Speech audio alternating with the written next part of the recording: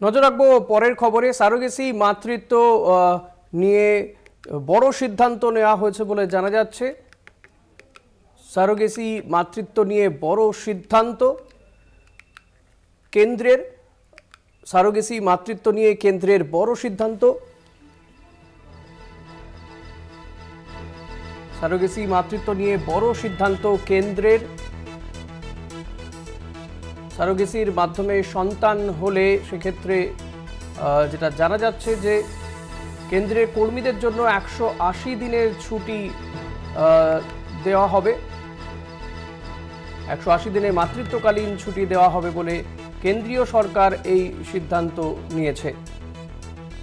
সারোগেসির মাধ্যমে সন্তান হলে কেন্দ্রের কর্মীদের জন্য 180 দিনের ছুটি, 180 দিনের মাতৃত্বকালীন ছুটির কথা জানিয়েছে কেন্দ্রীয় সরকার। কেন্দ্রীয় সিদ্ধান্ত হয়েছে কেন্দ্রের কর্মীদের যদি সারোগেসির মাধ্যমে সন্তান হয় তাহলে সেক্ষেত্রে 180 দিনের মাতৃত্বকালীন ছুটি দেওয়া হবে।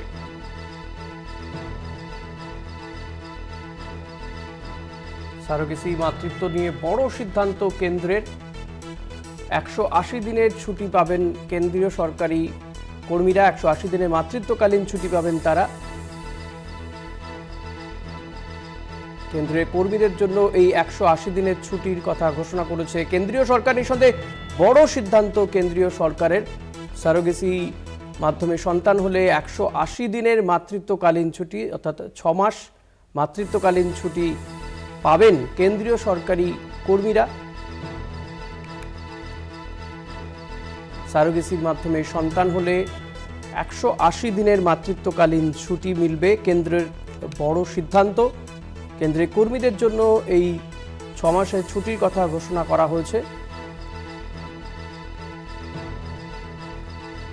কেন্দ্রীয় সরকারের বড় সিদ্ধান্ত এক্ষেত্রে। 180 দিনের মাতৃত্বকালীন ছুটি কেন্দ্রীয় সরকারি কর্মীদের।